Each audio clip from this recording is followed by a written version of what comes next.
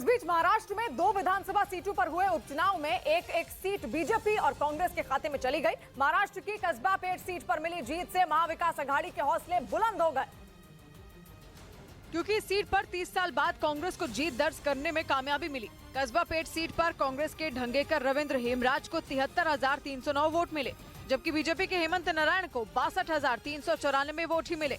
महाराष्ट्र कांग्रेस के अध्यक्ष नाना पटोले के मुताबिक कस्बा सीट पर लोगों में बीजेपी के खिलाफ नाराजगी है। किसान की आत्महत्या, छोटा व्यापारी, सबको उद्ध्वस्त करने का काम सत्ता के आधार पर जो बीजेपी ने किया, उसका जवाब कस्बा की जनता ने दिया है। लेकिन महाराष्ट्र की दूसरी सीट पर हुए उपचुनाव ने महाविकास आघाड़ी से जश्न मनाने का मौका छीन लिया, क्योंकि वहां बीजेपी ने बड़े अंतर से जीत दर्ज कर ली और महाराष्ट्र की चिचवाड़ सीट पर बीजेपी का सीधा मुकाबला एनसीपी से था।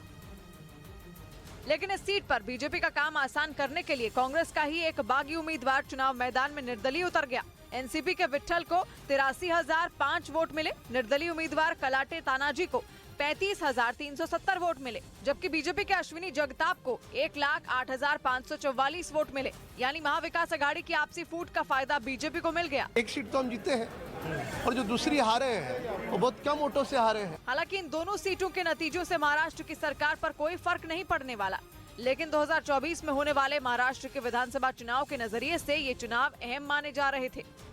इधर तमिलनाडु की इरोड ईस्ट विधानसभा सीट के उपचुनाव में जीत के साथ कांग्रेस ने अपनी ये सीट बरकरार रखी। वहां पर कांग्रेस विधायक थिरुमगन एवेरा के निधन के बाद उपचुनाव कराए गए, जिसमें कांग्रेस के उम्मीदवार ईवीकेएस इलांगोवन की जीत हुई। उन्होंने एआईएडीएमके के उम्मीदवार केएस थेन्नारासु को बड़े अंतर से मात दिया।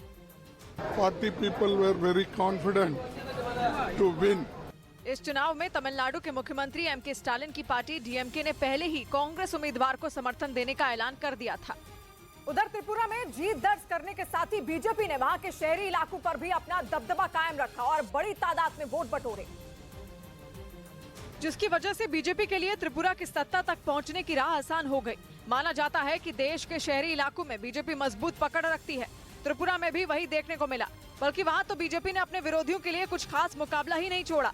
त्रिपुरा की 60 विधानसभा सीटों में 20 सीटें शहरी इलाकों में पड़ती हैं। उन 20 सीटों में 13 सीटों को बीजेपी गठबंधन ने अपने पाले में कर लिया, जबकि लेफ्ट और कांग्रेस गठबंधन सिर्फ 6 सीटों पर सिमट गया और टिपरा मोथा पार्टी तो एक ही सीट जीत पाई। इस बीच मुख्य चुनाव आयुक्त और चुनाव आयुक्तों की नियुक्ति पर सुप्रीम कोर्ट ने बड़ा फैसला लिया है। उन्होंने सीबीआई चीफ की तर्ज पर सीईसी की नियुक्ति किए जाने का आदेश दिया, जबकि पहले सिर्फ केंद्र सरकार ही मुख्य चुनाव आयुक्त और चुनाव आयुक्तों की नियुक्ति करती थी। लेकिन सुप्रीम कोर्ट के आदेश के बाद अब सीबीआई चीफ की तरह उनकी नियुक्तियां होंगी। यानी अब प्रधानमंत्री, लोकसभा में नेता प्रतिपक्ष और सीजीआई की कमेटी मुख्य चुनाव आयुक्त और चुनाव आयुक्तों के नामों की सिफारिश राष्ट्रपति से करेगी, जिनकी नियुक्ति पर राष्ट्रपति मुहर लगाएंगे।